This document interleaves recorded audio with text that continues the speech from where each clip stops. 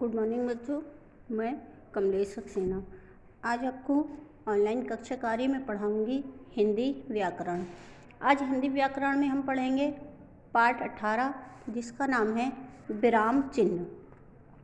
आइए पाठ को पढ़ना शुरू करते हैं। बातचीत करते समय हम सदा समान प्रवाह से न तो बोलते हैं और न ही लिखते हैं। हमारी मानसिक दशा की स्थिति सदा सामान्य नहीं रहती। बोलते या पढ़ते समय वाक्य के अंत अथवा बीच में किसी स्थान पर बल देने अथवा उसे स्पष्ट करने के लिए हमें रुकना अथवा ठहरना पड़ता है। इसकी परिभाषा है विराम की। कथन के स्पष्टीकरण शैली को गतिशील और विचारों को सुबोध बनाने के लिए वाक्यों में थोड़ा रुकने के लिए जिन चिन्हों का प्रयोग किया जाता है उन्हें विराम चिन्ह कहते हैं। विराम चिन्हों का क्या महत्व है कि वाक्य के सुंदर गठन और भावाव्यक्ति के लिए विराम चिन्हों की आवश्यकता होती है। इनकी उपयोगिता मानी गई है। यदि इन चिन्हों का उपयोग न किया जाए तो भाव तथा विचारों की स्पष्टता में बाधा पड़ेगी और कथन एक दूसरे में उलझकर रह जाएंगे। हिंदी में प्रमुख रूप से निम्नलिखित विराम चिन्हों का प्रयोग किया जाता है। पहला है पूर्ण विराम। पूर्ण विराम क्या होता है? पूर्ण विराम का अर्थ है पूरी तरह रुकना या ठहरना। सामान्यतः जहाँ वाक्य की गति अंतिम रूप ले ले वहाँ पूर्ण विराम का प्रयोग किया जाता है। जैसे मंदिर में भक्तों की भीड़ थी, बच्चे झूले पर झूल रहे थे। नंबर 2 अल्पविराम। अल्पविराम क्या होता है? अल्पविराम का प्रयोग वाक्य के बीच में होता है। अन्य विराम चिन्हों की अपेक्षा अल्पविराम का प्रयोग बहुत अधिक होता है। अल्पविराम के प्रयोग की स्थितियां निम्न प्रकार हैं।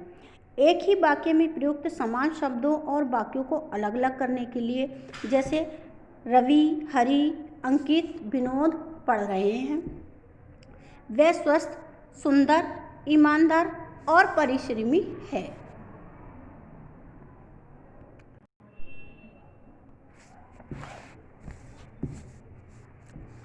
नंबर 3 है योजक चिन्ह। इस चिन्ह का प्रयोग प्रमुख रूप से निम्नलिखित रूपों में होता है। शब्दों के युग्म के बीच में, जैसे लाल लाल, घर घर, आठ आठ, बार बार, और या बीच में के अर्थ में, जैसे लव कुश, जय पराजय। तुलनात्मक सा से भी सी से पहले, जैसे प्रताप सा वीर मिलना संभव है। शब्दों के जब दो शब्दों को एक सार्थक और दूसरा निरार्थक हो, जैसे अनाप शनाप, रोटी वोटी, पानी वानी आदि। प्रश्नसूचक चिन्ह। जिन वाक्यों में प्रश्न पूछा जाता है उनके अंत में प्रश्नसूचक चिन्ह का प्रयोग किया जाता है। जैसे तुम कहाँ रहते हो, आज क्या तारीख है। विस्मयादि बोधक चिन्ह, इसे संबोधन चिन्ह भी कहते हैं। वाक्यों में आश्चर्य, हर्ष, घृणा भाव अथवा किसी को पुकारते समय कारक की अंतिम विभक्ति के रूप में इसका प्रयोग किया जाता है। जैसे वह तुमने कमाल कर दिया, अरे भाई तनिक ठहरो। उद्धरण चिन्ह। वक्ता अथवा लेखक की बात को ज्यों का त्यों बताने के लिए इस चिन्ह का प्रयोग किया जाता है। जैसे नेताजी ने कहा था, तुम मुझे खून दो, मैं तुम्हें आज़ादी दूंगा। शास्त्री जी ने कहा, जय जवान जय किसान।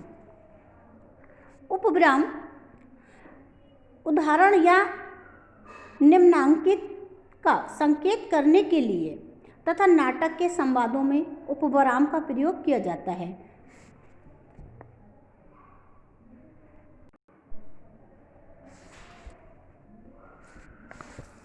निर्देशक अपनी बात को स्पष्ट करने या उदाहरण देने के लिए निर्देश चिन्ह का प्रयोग किया जाता है।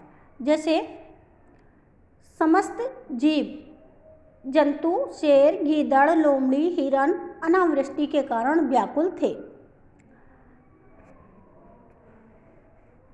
अगला है संक्षेप सूचक या लाघव चिन्ह।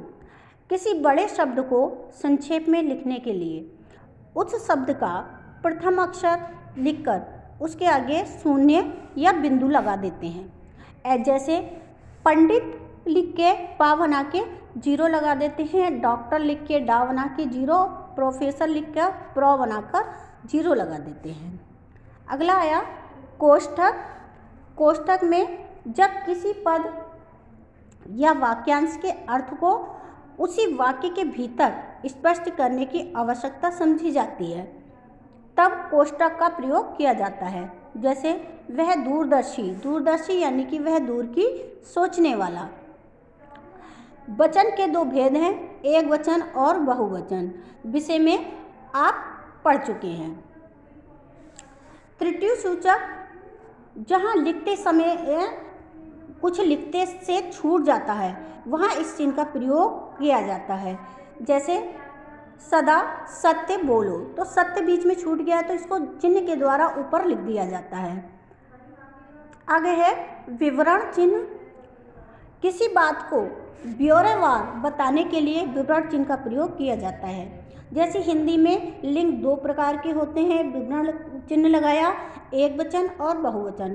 कर्म के आधार पर क्रिया के दो भेद होते हैं, विवरण चिन्ह लगाया, अकर्मक क्रिया और सकर्मक क्रिया।